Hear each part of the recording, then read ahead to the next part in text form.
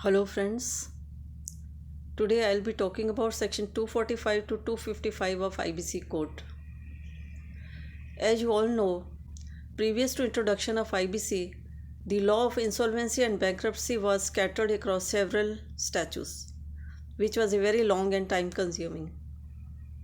The IBC consolidated all the laws, as the preamble of IBC itself says.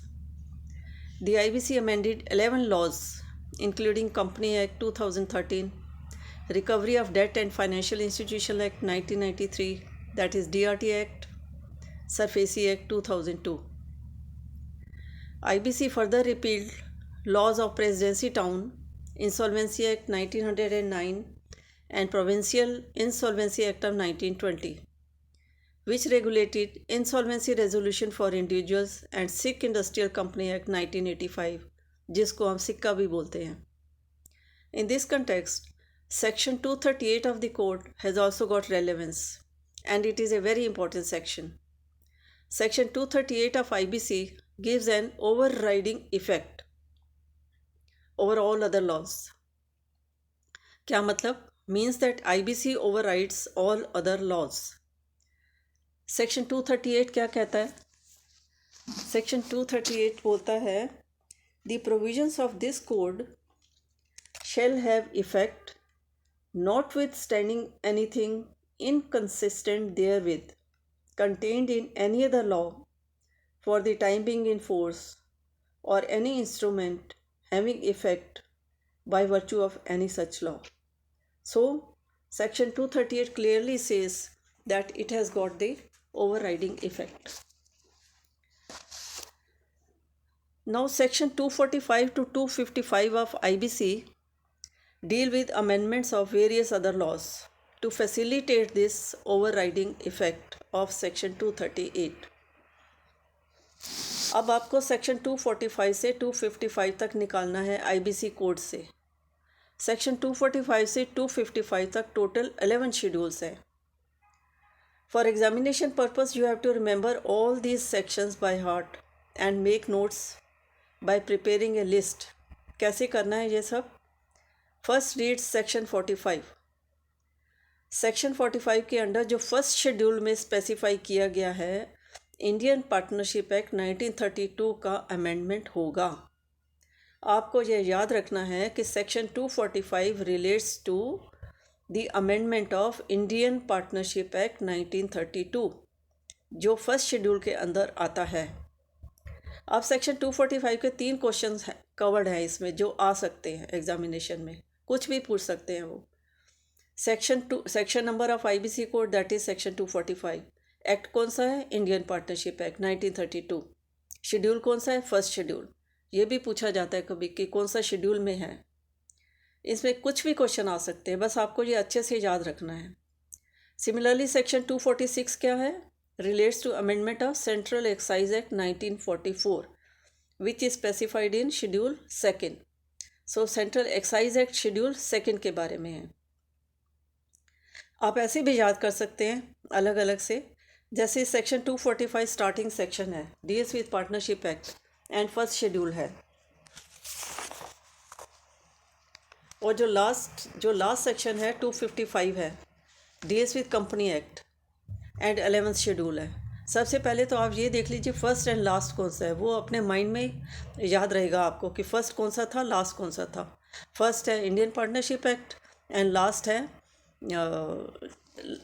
Company act. Starting and last section 245 and 255 जिसके बारे में है, इसको अलग से याद रखें. और सेक्शंस भी याद रखिए, 245 and 255, 245 and 255, first and 11th schedule, and total 11 schedule हैं. इसके बाद आता है second, third and fourth schedule. Second, third and fourth schedule relate to excise, income tax and custom. Excise, income tax and custom. Just a minute. 247 income tax and 246 is second schedule central excise act. इसको आप ऐसे भी याद रख सकते हैं, EIC में excise, income tax and custom, जो सेक्शन 246 to 48 में अमेंडमेंट किए जा सकते हैं. यही आपको देखना कि सबसे पहले क्या आता है, एक्साइज आता है। कहीं ऐसा ना हो कि आप ऐसे याद करें पहले इनकम टैक्स है या कस्टम है, तो फिर मुश्किल हो जाएगी। तो आप इसको EIC के हिसाब से याद करें। EIC में E mean excise, I mean income tax, C mean custom, starting from section 246 to 248। ये तीनों सेक्शन आपको क्योंकि रिलेटेड हैं, excise income tax custom related है आपस में, तो आप आराम से इसको याद कर सकते हैं। Second, third and fourth schedule. Section 249 जो है वो फिफ्थ शेड्यूल में है। ये थोड़ा अलग से है, मुश्किल है। Recovery of debt due to bank and financial institution act 1993। ये थोड़ा 249 भी ऑड है, फिफ्थ शेड्यूल भी ऑड दिखता है। रिकवरी ऑफ डेट ये भी बहुत लंबा नाम है इसका, and this is very difficult. इसको आप अलग से याद रखिए, सारी ऑड पॉइंट्स हैं। फिफ्थ शेड्यूल फिफ्थ है, सेक्शन 249 है एंड 1993 का एक्ट है, राइट। सेक्शन 250 250 बहुत easy, six schedule and finance act है, याद रखिए। Finance act section 250, easy to remember. Now इसके बाद क्या है, सरफेसी एंड सिक्का, दोनों को साथ में याद रखिए, दोनों S से स्टार्ट हो रहे हैं। सेक्शन 251 252 251 252 251 में सरफेसी है, सेवन्थ शेड्यूल है। सरफेसी सेवन्थ शेड्यूल याद करना बहुत ईजी है। 252 सिक्का एट्थ शेड्यूल है, सिक्का एट्थ। 251 सरफेसी सेवन्थ, सिक्का एट। इसके बाद सिक्का एट्थ शेड्यूल है। 253 पेमेंट एंड सेटलमेंट एक्ट 2007 है। 253 yes, payment and settlement system act 2007 shall be amended in the manner specified in 9th schedule 253। इसको आप अलग से याद रखिए, थोड़ा सा अलग है ये 253। And now 254 and 255। 254 है 10th which relates to LLP, and 255 है 11th शेड्यूल जो लास्ट शेड्यूल है। ये आपने पहले भी याद कर लिया था कि स्टार्टिंग एंड लास्ट शेड्यूल। जब आप लास्ट शेड्यूल याद रखेंगे कि कौन सा है, तो उससे पहले आपको LLP याद रख लेंगे, क्योंकि company act and LLP also related. So last section आपने अलग से याद किया, तो लास्ट में पहले वाला सेक्शन कौन सा हुआ, सेक्शन 254, वो आपको याद रहेगा। सो इस तरह से आप अपने नोट्स बनाइए और याद करिए। इसमें से कुछ भी इसमें है, हालांकि छोटा सा है, सेक्शन 245 से 255, पर इसमें जो MCQ में जो क्वेश्चन आ सकते हैं, कुछ भी आ सकते हैं, और इसको आपको अच्छे से माइंड में रखना है। जब इसकी नोट्स आप तैयार कर लेंगे, तो जिस दिन आप एग्ज़ाम देने जाएंगे, तो इस पेपर को अलग से आप रखिए और वहीं पे जाके गो थ्रू कर लीजिए इसको, and you will pass the examination. इसके अलावा भी बहुत कुछ है जो छोटी छोटी बातें आपको अच्छे से याद रखनी है, ठीक है।